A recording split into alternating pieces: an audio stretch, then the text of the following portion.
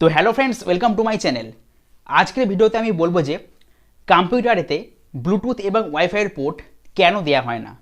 হ্যাঁ ফ্রেন্ডস, আমরা যে কোনো কম্পিউটার যে কিনি, যেগুলো আমরা অ্যাসেম্বল করি, সেই কম্পিউটারে ওয়াইফাই পোর্ট এবং ব্লুটুথ পোর্ট কেন দেওয়া হয় না।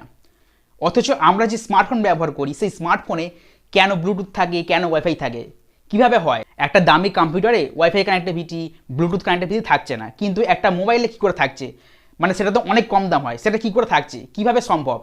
তো ফ্রেন্ডস, এই ব্যাপারে আজকে আমি ভিডিওতে বিস্তারিত আলোচনা করবো যে কম্পিউটারেতে কেন ব্লুটুথ এবং ওয়াইফাই পোর্ট আগে থেকে লাগানো থাকে না। তো ফ্রেন্ডস, সব ডিটেলস জানার জন্য কিন্তু ভিডিওটা অবশ্যই না টেনে পুরোটা দেখবে, এবং যদি চ্যানেলে প্রথমে এসে থাকো তাহলে কী করবে, চ্যানেলটাকে সাবস্ক্রাইব করে আমাদের পাশেই থাকবে। তো চলো ফ্রেন্ডস, ভিডিওটা শুরু করা যাক। তো ফ্রেন্ডস দেখো, কম্পিউটার কিন্তু দু ধরনের হয়। একটা হলো ব্র্যান্ডেড কম্পিউটার, মানে যেগুলো কোম্পানি থেকে তৈরি হয়ে আসে, যেমন এইচপি, ডেল, লেনোভো এইসব।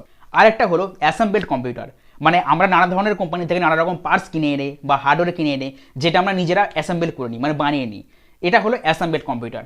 তো ফ্রেন্ডস, যেটা কোম্পানি থেকে আসে, মানে যেটা ব্র্যান্ডেড কম্পিউটার, যেরকম এইচপি, ডেল, লেনোভো থেকে যেটা আসে, তাতে কিন্তু আগে থেকে ইনবিল্ট করা ওয়াইফাই কানেক্টিভিটি এবং ব্লুটুথ কানেক্টিভিটি থাকে।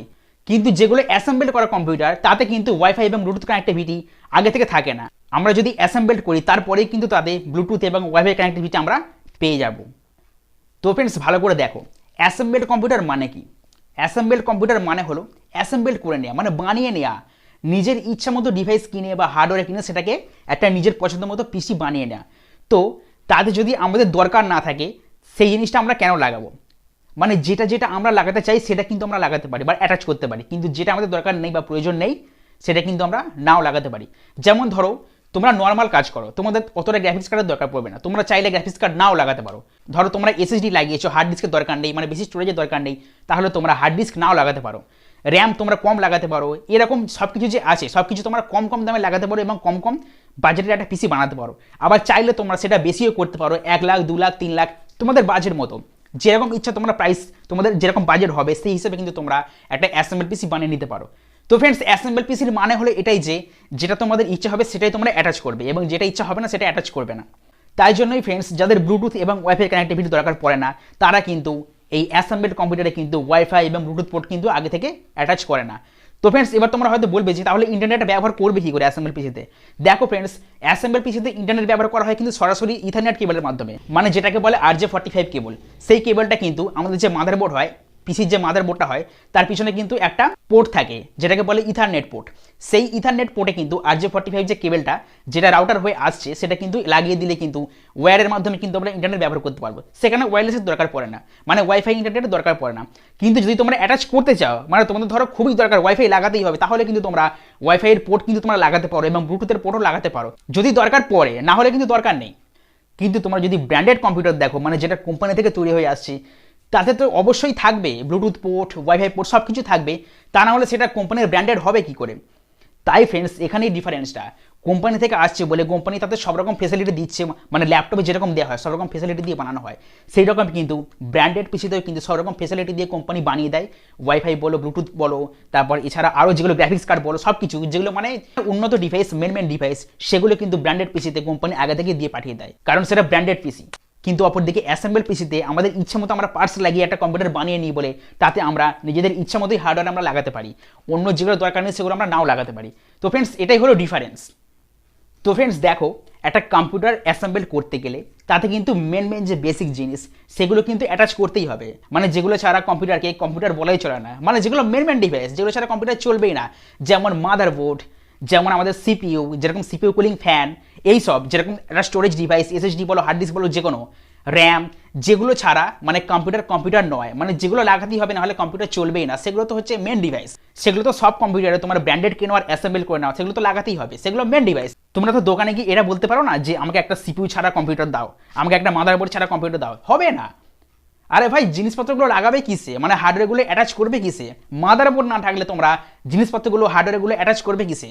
মাদারবোর্ডই হলো এমন একটা ডিভাইস যাতে কিন্তু সব কম্পোনেন্টস একসঙ্গে অ্যাটাচ করা থাকে এবং তার মাধ্যমে কিন্তু পুরো সিস্টেমটা কাজ করে।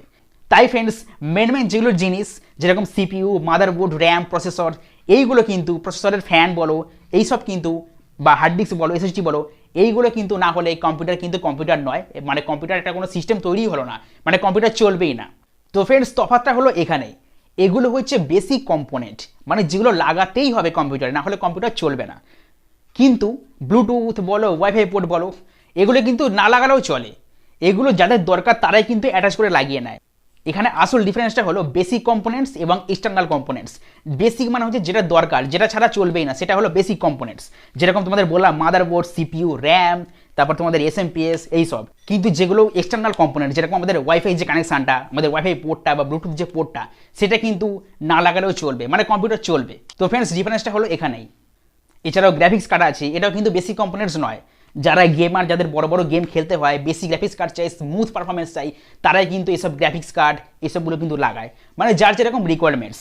এগুলো বেসিক কম্পোনেন্টস নয়, তাই যার রিকোয়ারমেন্টস যেরকম সেই হিসাবে কিন্তু সেগুলো অ্যাটাচ করতে পারবে। কারণ কম্পিউটারের বেসিক যে কম্পোনেন্টসগুলো, সেগুলোতে কিন্তু আগে থেকেই একটা ইনবিল্ট গ্রাফিক্স কার্ড কিন্তু দেওয়া থাকে। তাতে কিন্তু সাধারণ যে কাজ, নর্মাল কাজ সব মানুষের জন্য, সেগুলো কিন্তু করা যেতেই পারে। যদি এক্সট্রা যারা গেমার হয়, বড় বড় জিনিস করে, ভিডিও এডিটিং করে, তাদের জন্য কিন্তু গ্রাফিক্স কার্ডটা খুবই দরকার। তাই ফ্রেন্ডস, যদি দরকার হয় তবে কিন্তু লাগাতে পারো, মানে অ্যাটাচ করতে পারো, না হলে কিন্তু দরকার নেই। এমনটা নয় যে কম্পিউটার চলবে না এগুলো না লাগালে। বেসিক কম্পোনেন্টসগুলো লাগালেই কিন্তু কম্পিউটার চলবে, যেরকম চলে। এই জন্যই কিন্তু এইসব ওয়াইফাই পোর্ট, ব্লুটুথ পোর্ট, এগুলো এক্সটার্নাল বলে, এগুলো কিন্তু আগে থেকে লাগানো থাকে না। যার দরকার হবে সে লাগিয়ে নেবে।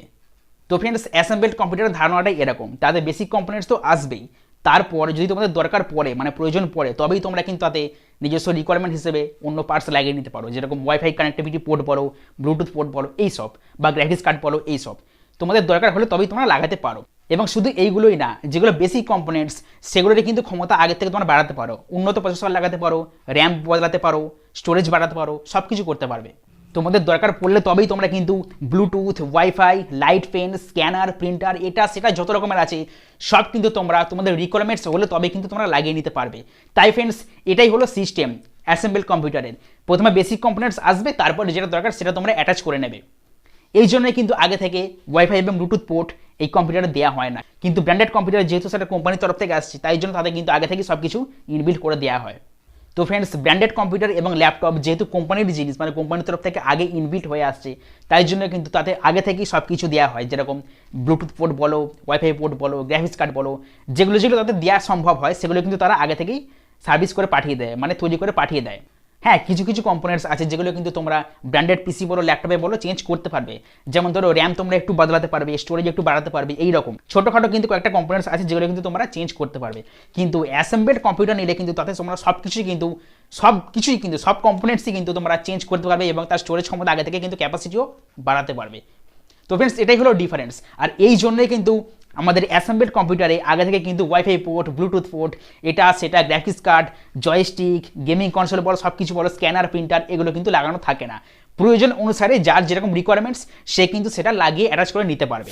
তো ফ্রেন্ডস, আশা করবো তোমাদেরকে আমি বুঝিয়ে দিতে পেরেছি যে কম্পিউটারে, মানে অ্যাসেম্বলড কম্পিউটারে কেন ওয়াইফাই এবং ব্লুটুথ পোর্ট থাকে না, এবং ব্র্যান্ডেড কম্পিউটারে কেন থাকে। তো ফ্রেন্ডস, এই ছিল আজকে একটা ছোট্ট ভিডিও।